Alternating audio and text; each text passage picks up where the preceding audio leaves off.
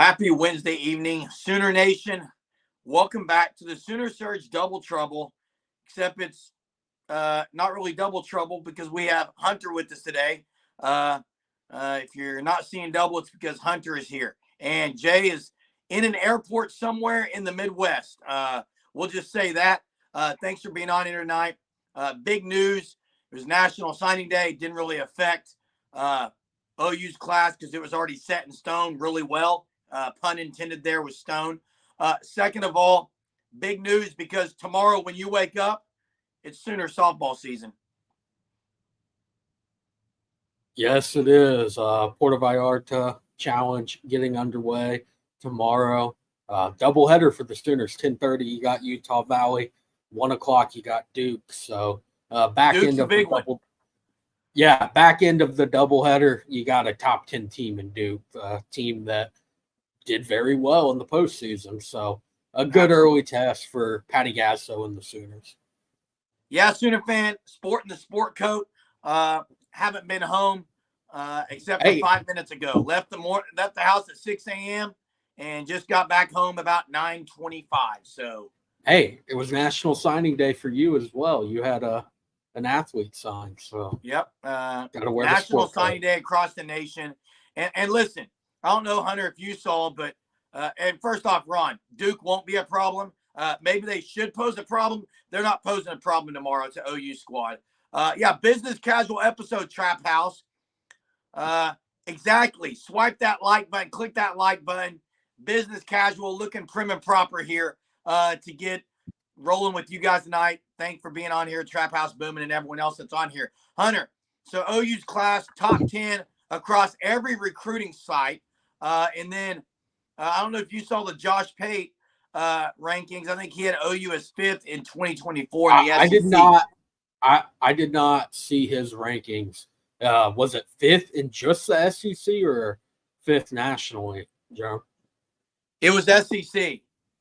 Oh, okay, so that makes sense. I'd have to pull it up real quick, but I would think if you look at 247, OU is 5th in the SEC.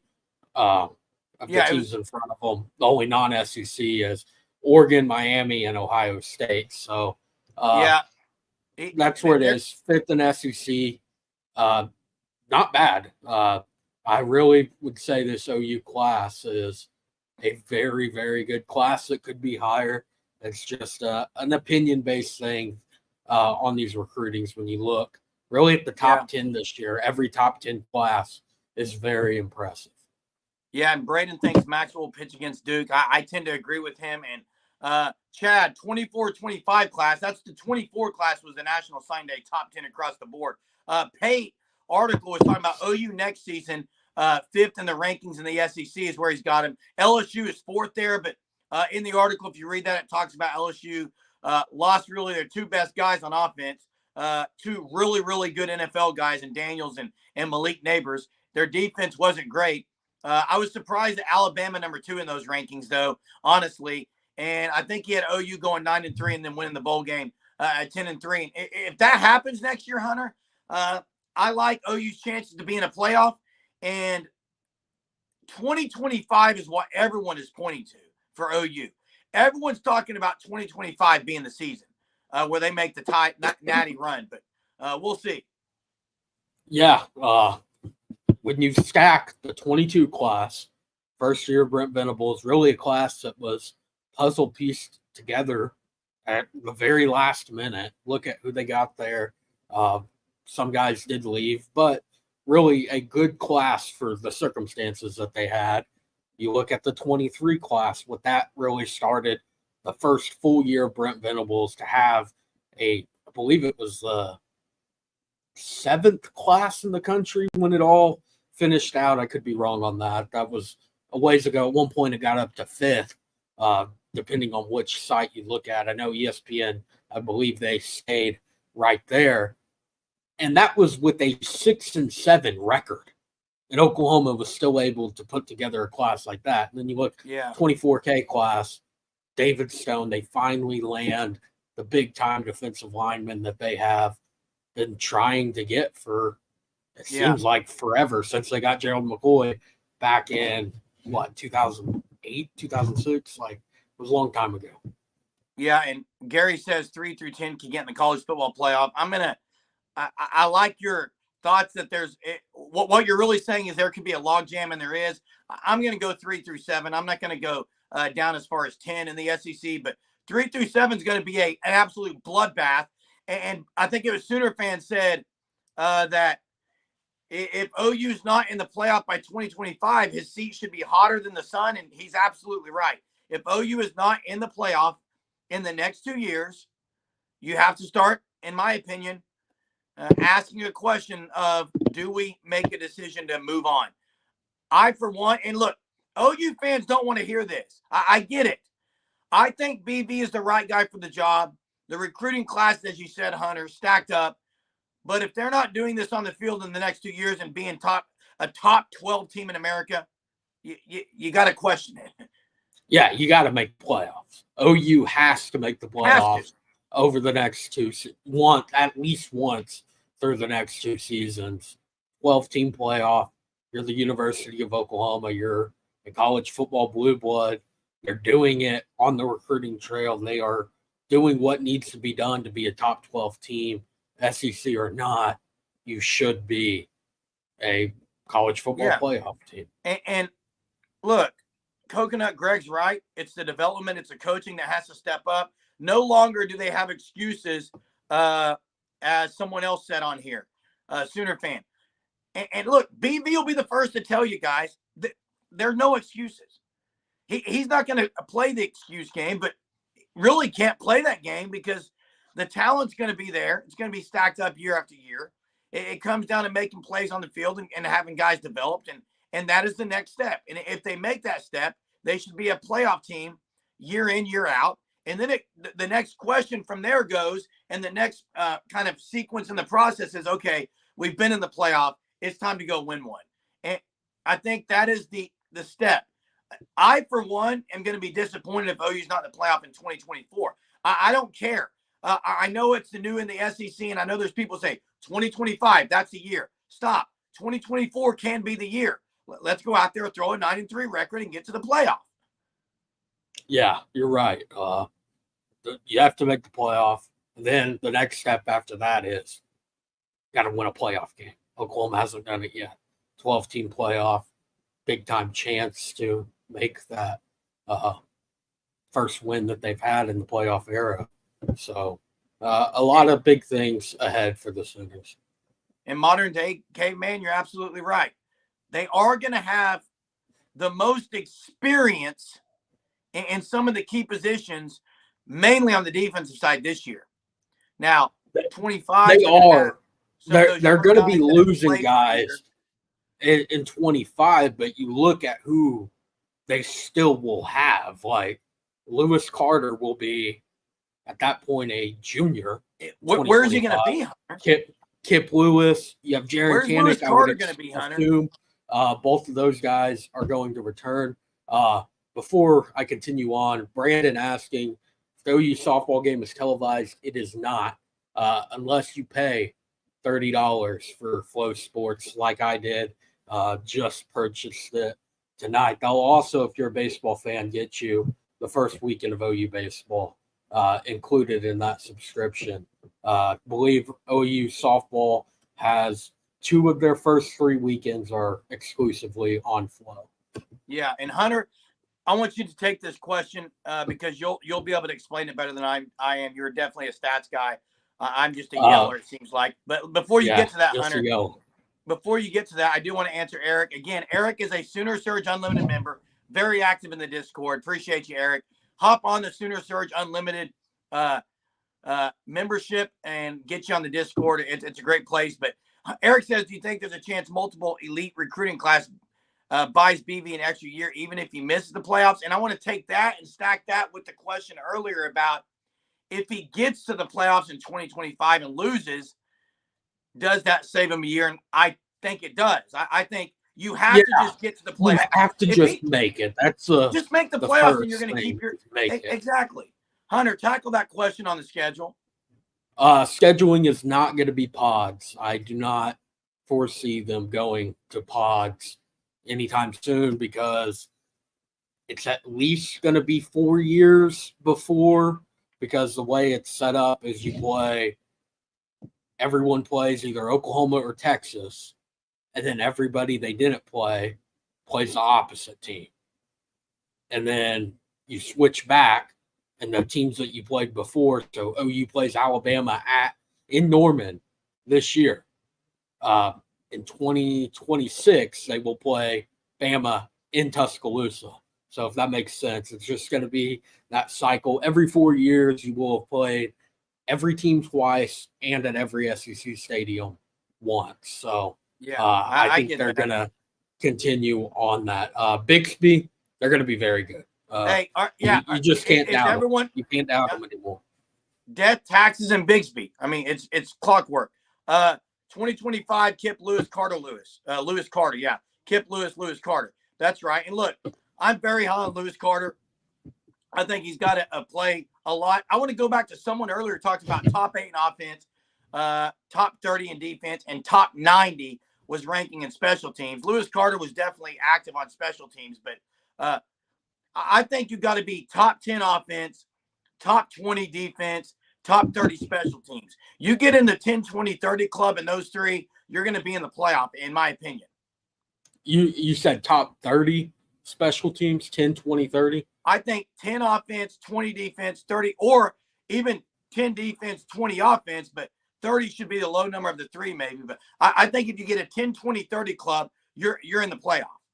I mean, I think that is you're possibly playing for a national championship if you get the combination of those three things. Seems like every time a team is rated that high in every category, they have a very good chance of winning a national championship.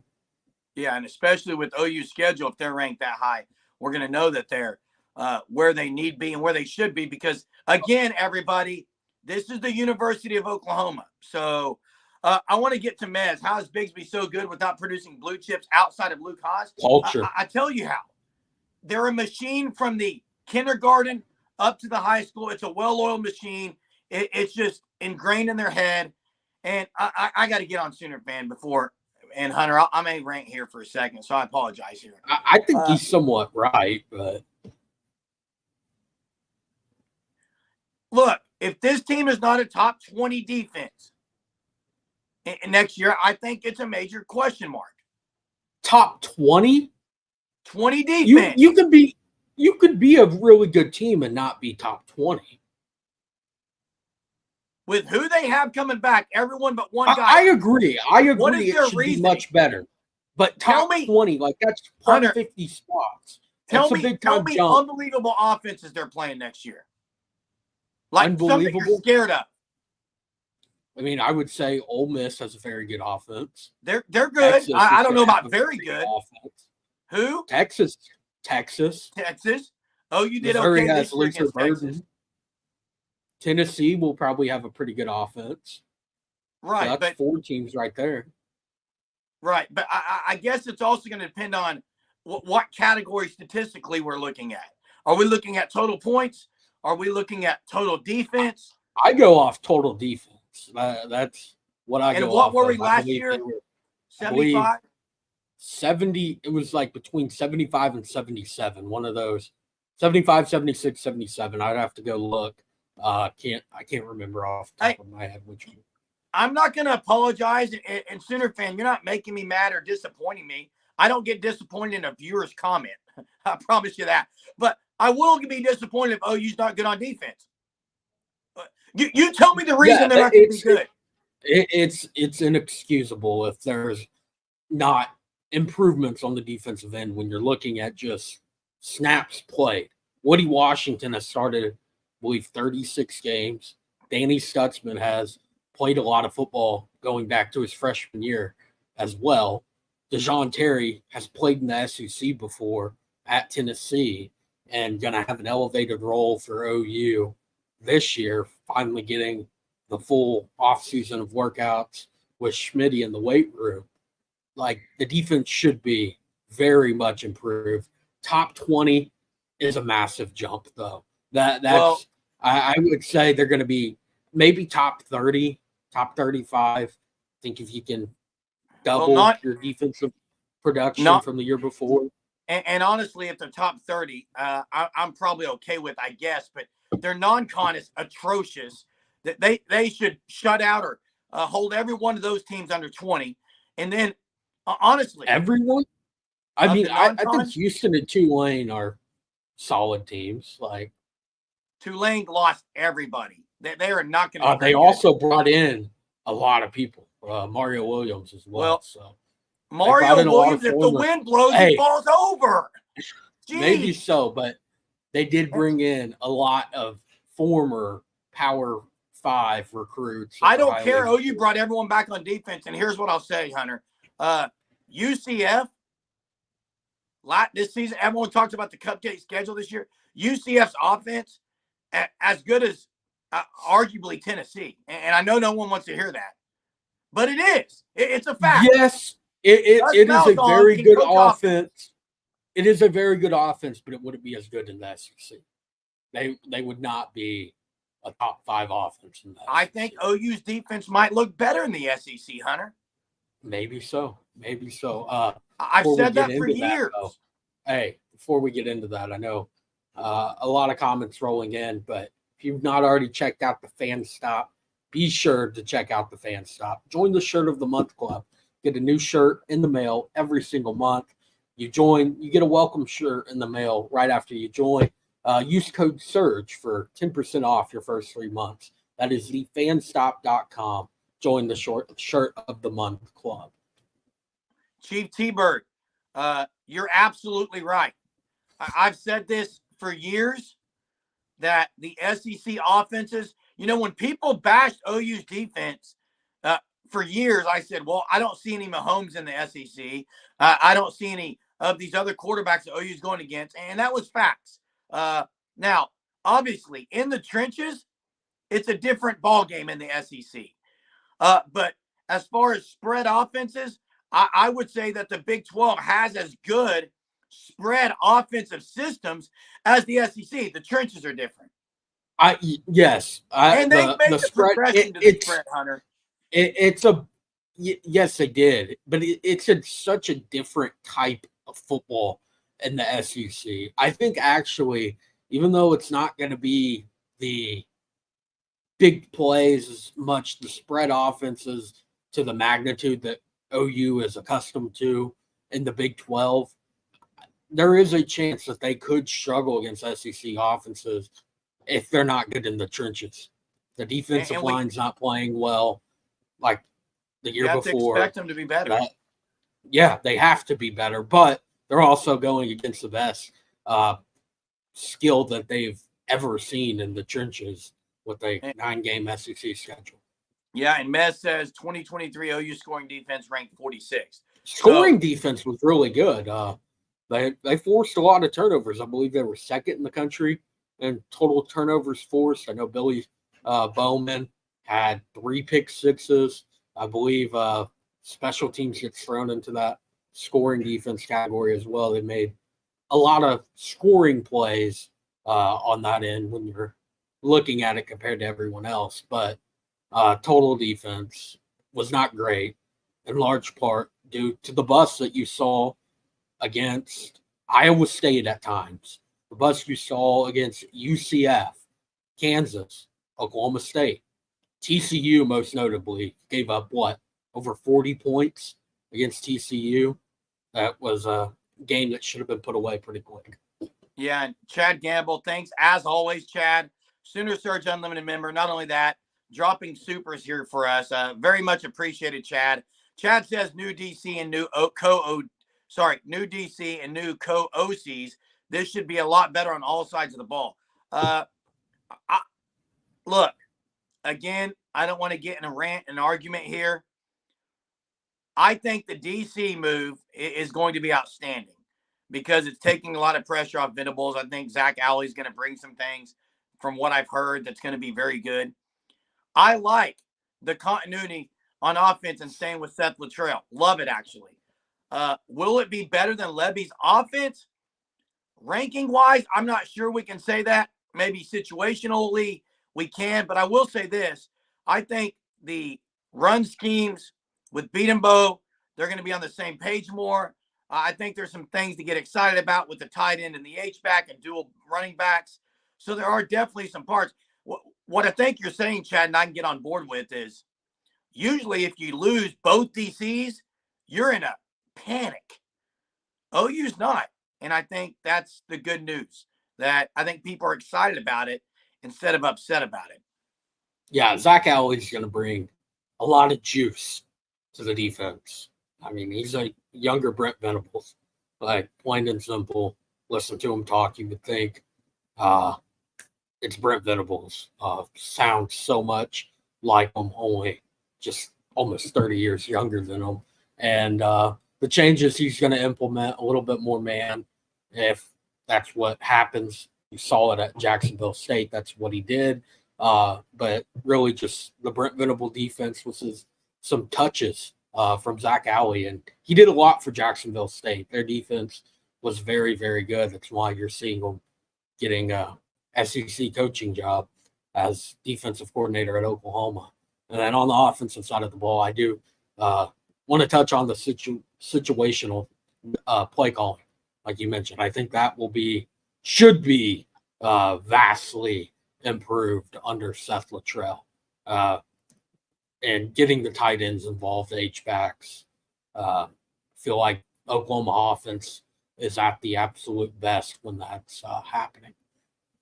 Yeah, and Coconut Greg, you're right. OU has out-talented competition. However, I would argue that OU did not even sniff the Big 12 title game the last 2 years. That's a disappointment. That's actually a travesty, honestly. OU was not in the Big 12 championship game in the 2 years so far with BV, and to me, that's unacceptable. I don't care if you're new coach. It's unacceptable. They should have been in the top 2 in the Big 12. It is in 2022. What? In 2022, they should have been in the top 2 in the Big 12. Who was in it, Hunter? 2022 was what? K-State and TCU. TCU went to the national championship game. That's my point. If you're not aware. Okay, Oklahoma lost by about what, 40 to TCU. They got blown out by Texas. Hey, every Sooner fan was lost by disappointed. 3 to K-State, yes. Every Sooner fan was disappointed OU didn't beat K-State that year. They should have beat them. Yeah, they probably should have won that game, but they didn't. OU should have been in the title game, and they should have been in it last year. There was no reason to lose. I don't know why you're saying they should have been. The team wasn't that good. Like, which team? 2022. Offensively, they were really good, were they not? They were pretty good, yeah. Defensively, should they have been better than K-State? I'm very just asking. bad. Should they have been better than K-State? I mean, to be better than K-State, you got to win that game, Jim. And they absolutely should have won that game. Again, I won't get on it, but DG wasn't it. Should have. Thank you, Zayden. Should have. Hey, we get you, Zayden. I like the use of language there. Good job. I like that. They should have, and they didn't. Agreed. That's a disappointment. That's why he said it's a disappointment. Good teams don't get beat by OSU and KU. Exactly. And I'm not going to get on the Dylan Gabriel train here. I'm not going to do it. Not going to get on board with that. You already know my thoughts on that. There was a comment I wanted to get to here. I was going to ask a trivia question, Hunter. I don't know if you'll know the answer to this. Do you know the answer to it, Jerry? I do. Okay, OU's national. Sure. Okay, Jay Jones. I'll get there in a second. Don't even start with me, guys. The jacket may come off. In OU's national championship team, they had a defensive lineman that was from the 918 Hunter. Do you remember this guy? Nah, I wasn't even born yet. So okay, but it was on the national championship team. He played in the 918. I'm not going to say where he played in the 918. Made some massive plays for the Sooner. I think he's very much like a Jacob Lacey, but his initials start with the same letters, just like Jaden Jackson. Doesn't start with the J, starts with the same letters. Does anyone know who I'm talking about? Corey Klein that's not him. He was a Union guy, 918. This was not a Union guy. I want to see if anyone knows this. Heineke was good. Heineke was good too. Corey Heineke. I may have stumped people tonight, guys. Someone will pull this out of there. Pull it out of the hat. Man, Do I you know wonder what, if Hunter? Ron's being. I do not. I watched this guy play in high school, actually from Broken Arrow, Oklahoma. I mean, if I was alive, I probably would have. But From Broken Arrow, Oklahoma. yeah. Believe he went to the JUCO route, was not Dan Cody. I'll repeat it. His initials start with the exact same letter. He was a JUCO guy, I believe. Made some big plays in OU's national championship run. I compare him to a Jacob Lacey. He's a veteran. Really just hard work ethic. Loved being at the university.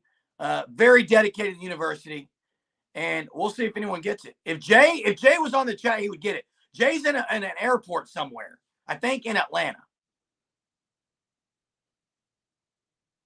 Alan Woody, you're right. We have every reason to be great on defense. There's no excuses. Was not Juan Prisker.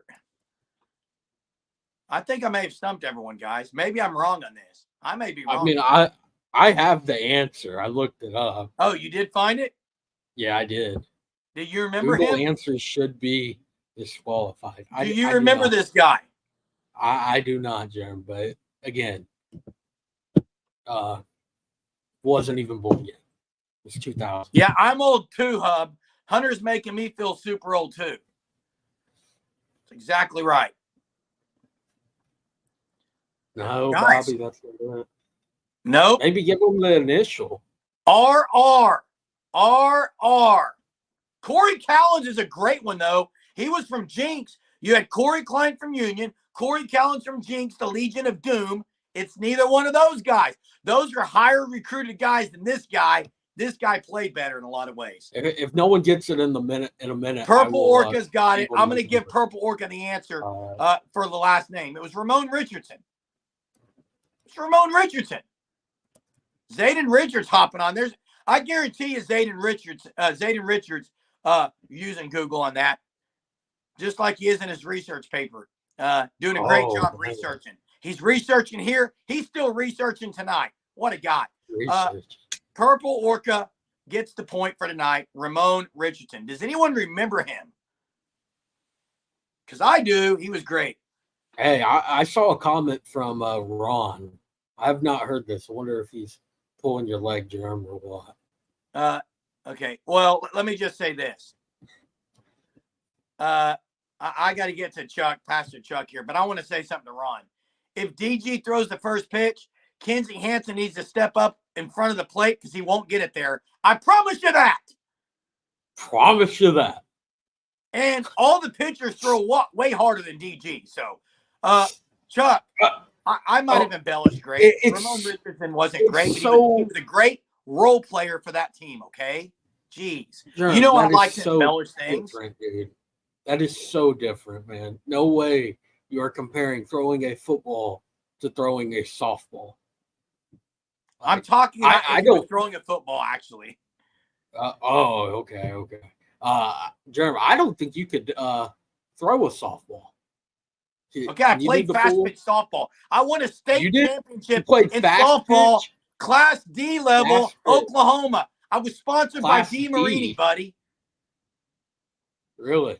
I got a DeMarini bat for winning state. Yes. What Jay and I were on the Jay and I were on the team together. Okay. What team? What do you mean? What team? It was a men's league, Class D. Yeah. What team? We were the Barons. The Barons. What year? I don't remember. It was before I was married. 2000 and probably 99, 2000, 2001, 2003. Okay. During that time when I played softball 3 nights a week. It was my life. I'm glad it's not anymore. Old man, that's right. You don't want to still play softball? No, I don't go back out there. Dude. I don't have time for it. I would love to play. If you had time, Chuck said I was talking about the defense being great. I think they will. I was born in 77, Brian. Jay, am I sticking with my fruit prediction? 100% I am. You can't tell me I'm wrong till spring game's over. I'll be shocked if he's on campus next year, okay? Now, but, oh, my goodness. Man. What? if it was going to happen, it probably would have already happened. Like, why stick around? He's got a place in LSU and USC. Okay, he's loyal to OU, whether you like it or not. Hey, it was not Kelly Lane. I played at a place called All-Star Sports Complex. Now it's just All-Star, really? Oh, great. I used to go to the back. I played at Carl Smith. I played at Hakey Creek. I played in Oklahoma City. And I'll give Jason props. Jason was an elite shortstop on that team. What position? He was shortstop, and he was unbelievable on the defensive side. So Jay is the more athletic twin. No, I never said that. He's the shortstop. That's the most athletic player on the team. What? Okay, whatever. That's usually the truth. You play shortstop, you can play everywhere. Same with outfield. Chase it down. What about the Jonah tweet? Jay says. I mean, if it's what I think it is, was like something like the crystal balls, like whatever, like they don't mean any. I mean, that's just a kid trying to keep people on their toes. Like that's exactly right. Yeah. I know before that tweet, I didn't take a screenshot of it or anything, but I saw it and thought it was interesting. He was liking some of the retweets to that original crystal ball tweet. So, I mean, you know what my thoughts are? People do all sorts of things with crystal balls. Dejan Petaway said the same thing and then committed A&M right after. So, you know what my thoughts are, Hunter? It's stupid. What? I think the crystal balls are the dumbest thing I've ever seen. I can't stand it when people put crystal balls out. Let the guys decide where they're going to go. Don't try to sit there and predict it. I'm done with it, and I'll never get in the crystal ball world. I'm kind of on the fence on it. I like it. Who's it for? Is it for the athlete? I mean, no, it's for themselves. It's for the fans. It's for the fans. Stupid. It gets hopes up, and I think it changes people's minds a lot of times. Hey, if a prediction changes somebody's mind, I don't even know what to say at that point. Come on, like that shouldn't weigh any sort of role into whether they're upset that somebody said that or not. It shouldn't play a factor if they're really prepared to commit to a school. If they are truly prepared to commit to a school, they're going to commit to that school regardless of whatever journalists put in whatever prediction. You know why they don't, Hunter? Why? 18 to 19-year-old kids are about as influenced as anyone else. They're influenced by things. If you're influenced by a prediction, then you weren't really going to commit to the school anyway. You weren't really going to follow through with your commitment at that point. If that's what, and I know people bringing up Williams Awareney, whatever. He's at Missouri. Sutter fans need to move on. Yeah, and the question was what people thought about Jonah Williams' tweet. And look, Jay said it. I think you're in the same viewpoint, Hunter, with me, is I think Jonah Williams is going to commit later than sooner. I think he's going to ride it out. I think he's not someone who's going to commit super early. Chuck, we as people predict everything. Yes, that's fine. Let's have a conversation right now. I love it. I love predicting things. Let's talk about it. Let's stop blasting it all over social media. I'm done about that. Well, you okay? You are. It's about trying to build up their site. Ooh, I crystal balled it. First off, Germ, if you're Germ, if you're going down this, be factual on it. It's not the journalist posting the tweets that he was then responding to. It is somebody completely different. It's an account on Twitter. It's not the actual journalist posting the tweet. I didn't say it was. But whoever is behind it, that it's all about them. And Hunter, it is. Whoever's posting it, part of their job. About them. It's part of their more job. About them than anyone else. But these are journalists that are supposed to be experts on recruiting. Like, in order to be that, that's an oxymoron. What? Experts at recruiting is an oxymoron. You know why? I think this is Jay running the. I think this is Jay in the chat. I completely agree with you. If they didn't want it out. They wouldn't talk to people. That's my point, Hunter. So I agree with you. I agree with you, Hunter. Like no one can be an expert at recruiting, Hunter. It's impossible. Maybe not, but that's obviously the goal. If you cover recruiting, you want to be the best at it. I agree, but how do you get really good at it unless there's got to be a trust relationship? And I'm sorry, if a guy is trusting me, I'm not blasting it on the internet. So the only way you can really be an expert recruiter, in my opinion, is don't post that stuff. I mean, they're not posting anything that's off the record. Everything that they have been told has been on the record. It's allowed to be reported. And then here, I'm an expert, Hunter. That's part of their job. Here, I'm an expert. Listen, here we go. I think it's a heavy lean OU. I mean, listen, I'm going to be an expert recruiter here. Hey, yeah, listen, this guy loved his visit. Just everything about it. He just loved his visit. I think OU's leaning here, or Texas. I think it's heavy Texas here. He loved his visit at Texas. He went last weekend. And now the family, what the family likes, it's out there. So we'll see what happens. I'm an expert.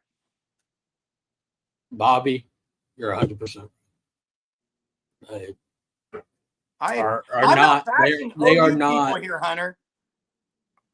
Never said you were, but I'm just talking about the world of recruiting. In my opinion, is this: you can't nail it in stone. They don't follow it, man. I don't follow it. I don't ever look at crystal balls unless you guys talk about it, and then we'll talk about it and say, "Well, I'll believe it when he signs." I don't know. Hey, Mark, a lot of people strive to be armchair coaches. Jeremy is one of them. I'm trying to see what Chuck is saying here. Why do the players get paid different money? They predict how good the player will be. And we can talk about predictions. If you want to say anything, I kind of give more credentials. And I think recruiting in the last 20 years, Hunter, you follow it more than me, okay? You're way more in that world than I am. I think the ratings have gotten better. I think the people who are rating them have gotten better the last 10 years or so. There's still some that are off. And I think watching people in high school, you know, as a recruiting analyst, you could say, yes. But when you're talking about where someone's going to go, I think it's a lot of, as Jay says, smoke and noise. Yeah, you're right. Recruiting has improved a lot. And I know a lot of people, Cedar fans especially, have been upset with certain services, On3 in particular. Human errors happen in the recruiting world. It's going to continue to get better. The more camps that there are, the more people, something like that. I mean, it's completely subjective. It's an opinion. It's a prediction. Exactly what predicting if you're a 5-star, you will be a first-round pick. That's 4 years, for minimum 3 years, before they're even allowed to go to the NFL. And a lot of things happen in 3 years. So it's completely a prediction. It's going to be continue to evolve as it has. I don't think really anyone expected 20 years ago, when it really started to pick up, for it to be where we are today, 2024. I mean, recruiting is just such a massive thing. Look at how much money is involved in it just on these subscription sites. It's all unreal. The people, I'm sure almost everyone in here in the chat is subscribed to at least one service, more people than those that are not. Ron, you're exactly right. And if OU talks how great someone is in the summer, they won't see the field. Or maybe it was smoke, because we know who sounded great. Coaches talk, man. Coaches talk. That's how coaches talk. I don't think any coach is going to go out there, especially preseason, off-season, stuff like that, and not pump up their players a little bit more than where they really are. It's the ones they pump up that was weird, I thought. I think that's what I do agree with you. Yeah, 100%. I agree. I agree with it that I mean, it was odd. The kind of the players that were chosen as those Yeah, for talking sure. points, Gavin Freeman in particular had And a rough Petaway was talked a sophomore lot year. about, Hunter, and he Yeah, looked pretty good Petaway, when he played. and then he looked really good against Arkansas State, and then you Yep. never really see him again. Hiko Zaida got name dropped. He never played other than the Arkansas State game. There was just so many guys that were in that boat. Yeah, I wish Turk would have been drafted as well. Maybe he tries to get on the squad next year. I'm going to say something that I think he's done. I think he's going really the youth camp routes. And he is all doing of a lot of that. that. Yeah. Hey, He's still involved in the football, just not playing anymore. Thanks, Ron Brown. Appreciate you being on. See you tomorrow night. Hey, Jay says Jordan Thomas was, I think he's referring to, was talked up a lot and never really figured it out. Hub says Sooner Surge recruiting info as good as any of the on-3 bunch. I don't know if that's a compliment or a put down, because on-3 bunch is getting ripped. I don't claim to be an insider on recruiting. I just kind of say, here's what I think, because I base it on a lot of gut and what I see other people, as far as Twitter, what these guys are saying. When I say guys, I mean the players. Try to get a feel from the players themselves, but it's hard. It's too hard. I try to stay out of it. But Hunter, I was going to ask about guys that have been talked a lot about, and we talked about this just a few minutes ago, but to me, OU in particular, Brent Venables, in my opinion, we can spend the last few minutes on this if you want, Hunter. They got to take the next step in trusting the depth. In my opinion, 100%. Like, and I'm going to say you cannot spend, which this is what's going to happen. That was the talk. It was the buzzword. Competitive depth. You heard it from January 1 till September 1, really, before the first game. That was everything that was talked about. And where was it? You didn't really see it. You saw it somewhat of a rotation on the defensive line, but really not the rotation that you would expect to see. I mean, PJ barely played. Grayson Halton, when he did play, looked really good. Never really got in on the field. Linebacker, the only time you really saw some movement was fourth quarter, which I thought was weird, because the year before it was Danny Stutzman cannot be on the field for every single snap. And then this year he pretty much was, and the only time he's getting breaks is the fourth quarter. And it's like, I mean, I think he got some breaks against SMU. That was a close game at one point in the fourth quarter. Danny Stutzman is your best player on the field. Why is he not on the field? That's one thing that I don't get. You especially in the SEC, depth matters more than anything, really. Yeah, and I mean, Hunter, you can have all the skill players in the world as your ones, but if you don't have good twos behind them to take some reps from your ones with the level of physicality you see in the SEC, it's not going to mean anything. Yeah, and my thoughts on Jackson Arnold last year. Should have played more, but that's not what I'm going to talk about. There are at quarterback this year. Obviously, they're not going to rotate guys. At O-line, quarterback. Okay, sorry. At offensive line, in my opinion, once they figure out who the chemistry is, they're not rotating. But listen, you might see some freshmen rotated in there. At times. Not once it's set. I don't think. But it's going to be hard to. You can rotate 6 guys. Secondary, you can rotate guys. Pretty much every other position, you can rotate some guys. And I don't think any Sooner fans are going to be disappointed if R. Mason Thomas, McCullough, PJ, and another guy rotating edges and staying fresh and putting pressure on the quarterback. Yeah, you have to.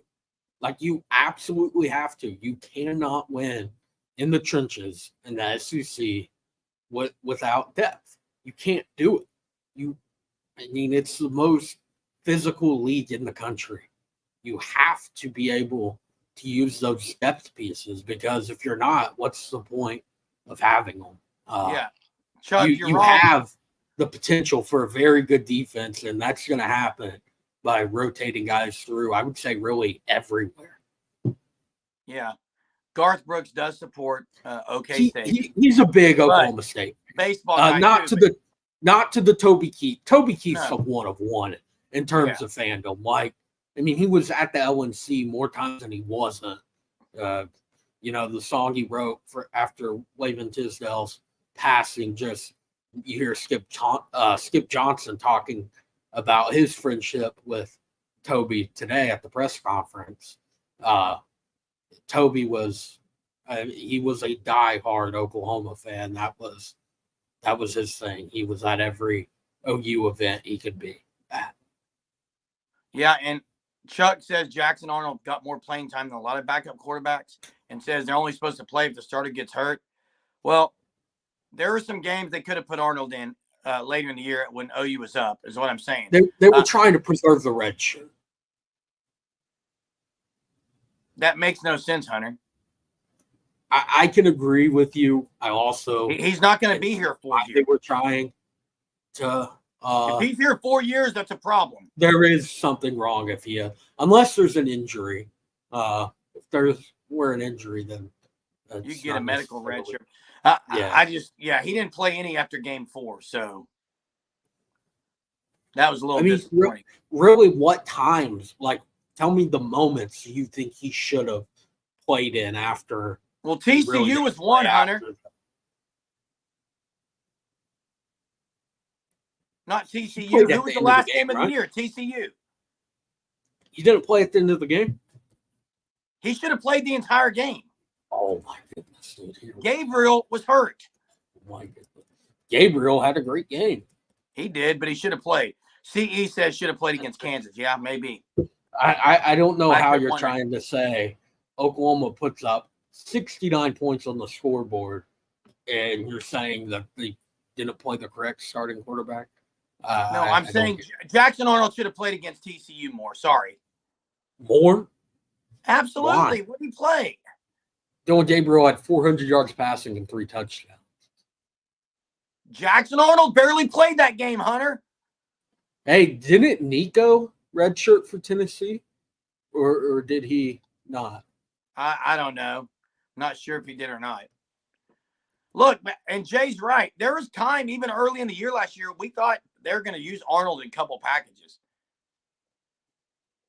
They never did. Nico did redshirt for Tennessee because bowl game does not count towards loss of a redshirt. Yeah, and Archie Manning redshirted, correct? Yes, Arch did as well. Was he 5-star? Yep, he was the #1 player in the country. Jackson? I don't think he should have been, though. First off, biggest win. If the biggest win for OU is BYU at home, then you should be on my train as far as Moser's not very good. Sorry. Oh my. BYU was 7th in net. BYU is 7th at home is the best win this year. BYU is 7th in net. I could agree with you that Iowa State is a better win. They're now, I believe, 14th in the poll. Yeah, BYU at home is not an exceptional win. Sorry. Just my opinion. Arch was a 5-star name, not on the field. We'll see in 2 years how good Archie Manning is. We'll see in 2 years. So I want to say a couple of things before we close, Hunter. One is big shout out to Chad Gamble tonight. The super that he gave. Appreciate it. To all the Sooner Surge Unlimited members, thanks so much for having faith in the Sooner Surge and being a member of our unlimited perk access. You can join that. You can join that through the description. You can also check the pin message or check the description. Check out the fanstop.com. Join. Let's subscribe to the Shirt of the Month Club. Use code SURGE for 10% off on your first 3 months. That is the fanstop.com. And I'll say, do it by February 20th in order to get the March shirt, which is the Irish St. Patty's Day shirt. It's going to be a great one, I'm sure. Also, before we get off here, it's a massive day tomorrow.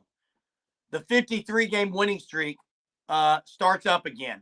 And tomorrow night, actually tomorrow after the Duke game, the second game of OU's season, we will have some kind of post-game live on here. What time, Jerm? What time are you thinking so they know? Well, it all depends on when the game ends, Hunter. Well, the game's going to be over by probably 4:30, 3, 5. 3, but I'm just wanting to make sure that you're not saying it's going to be immediately after if you're not able to. No, it could be 4:30 or 5. We'll put word out through our Twitter and YouTube. We'll make sure on the community page it's up there, but make sure that you check it out tomorrow. And you can always watch those late, even if you don't catch them live. But we'll be breaking down their first 2 games. The portal is closed until after spring. Yeah, the only people that can enter is if you had a coaching change. You get 30 days to enter. So right. There's still going to be a few entries that could happen. At this point, you probably know if you're staying or you're going. School's already in full swing for pretty much everybody, if not everybody. Yeah. Appreciate everyone being on again. Thanks as always. Love chatting with everyone on here. We'll do this again tomorrow night. Big Nate tomorrow with softball. Talk to you tomorrow. Till next time. Boomer.